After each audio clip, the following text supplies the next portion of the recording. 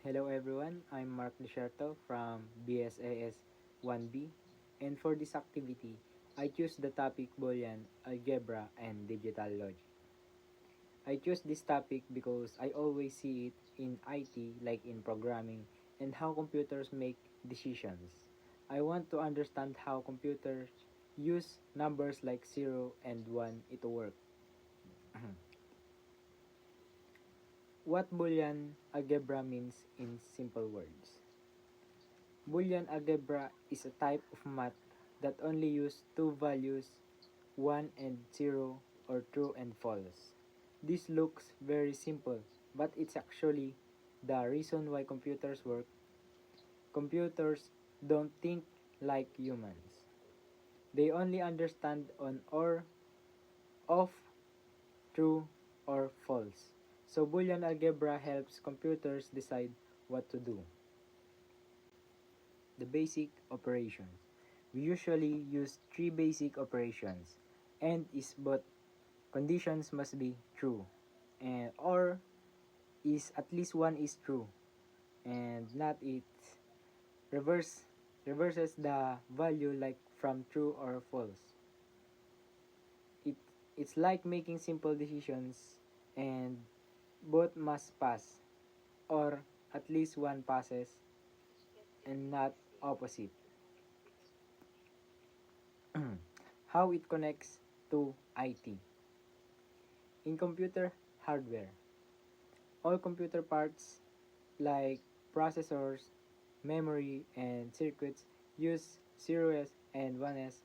When electricity flows, it means 1, it doesn't, it means 0. These are combined using and or and not to make the computer do actions. Number 2, in programming. In programming, we always use Boolean logic in if statements is login and is admin system out print access granted. This means the user must be logged in and an admin before the systems allow access. Number 3, in cybersecurity, in cybersecurity, Boolean logic is used to check if a user is allowed or blocked. It checks conditions like is the password correct, is the device trusted. If the conditions are true, then the systems give the access.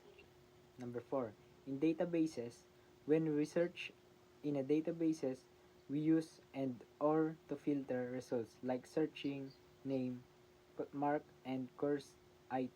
This uses Boolean rules again. Number 5, in networking, routers and switches also use logical decisions to know where to send data. They check conditions like in the connections active, is the protocol correct? If the conditions are true, the packet is sent. While I'm doing this video, I realized that mathematics is really important in IT, even if just 0 and 1. Those simple values control everything: computers, apps, networks, and even security.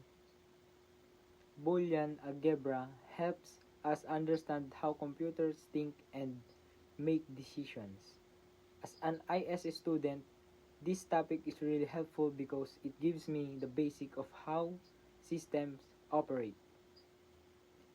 Thank you for watching. That's all for today's video.